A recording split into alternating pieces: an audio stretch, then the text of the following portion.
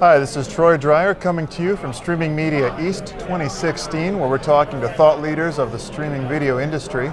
And I'm here with Daniel Sanders, Hello, Vice President of Video Engineering for Verizon Digital Media Services and all the many companies that they have acquired. We have a lot going umbrella.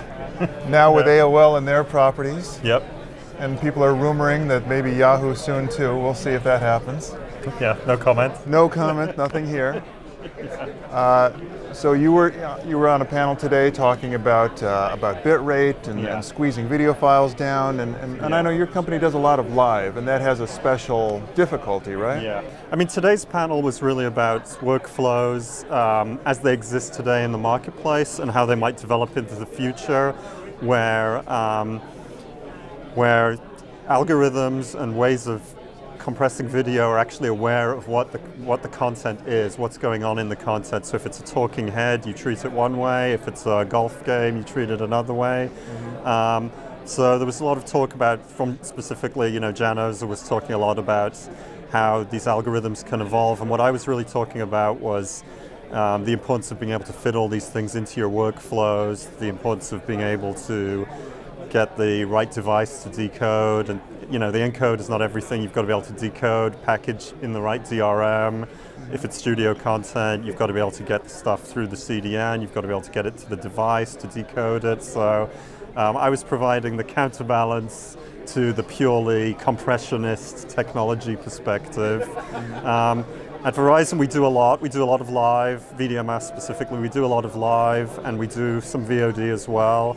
In the past, we've used FFmpeg a lot. We still do today. I'm involved in evaluating newer technologies that might get us further, put less strain on the network, deliver higher quality video at lower bit rates. That's very important to us, given that we operate Edgecast CDN, one of the biggest CDNs in the world. We're constantly expanding. We have 80 POPs around the world, and every bit counts when you're pushing it through the network. So I'm interested in those technologies. I've yet to see them really integrate into a lot of the existing encoders that people are using. All the big ones. But I think there's a lot of potential there.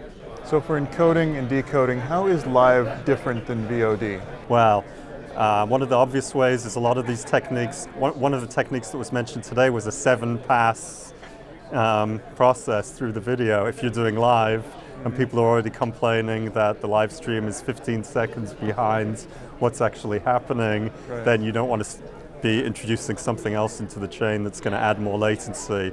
Whereas if it's a Hollywood movie that you've received and your video ops team has received 2 weeks ago and you're not putting it into your store for another week, you can do 700 passes on it if you want.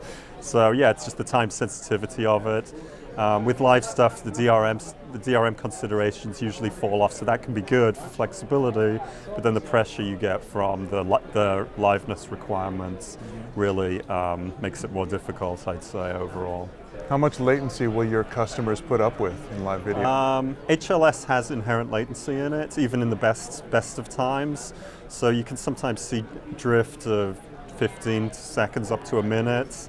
Also, if you're doing ad-supported video, that can contribute. If you have a 15 or 30-second ad break, you've got to catch up afterwards. So we have a lot of special sauce in that area of trying to compress the delay. But I'd say up to a minute is acceptable. But if it's a sporting match, you don't want to hear the neighbors screaming, and then you wonder what's going on for a minute. So that's another area I think that just has to evolve to catch up. And one point that was made today is that we're always playing with all the IP models of delivery. We're playing catch up with TV. TV is a better experience in many ways still. So hopefully we'll get to a point where that reverses and 4K delivered over the internet is just as good as over cable. And hopefully, and soon. Well, this guy's going to make it happen. Coming to you from Streaming Media East, this is Troy Dreyer.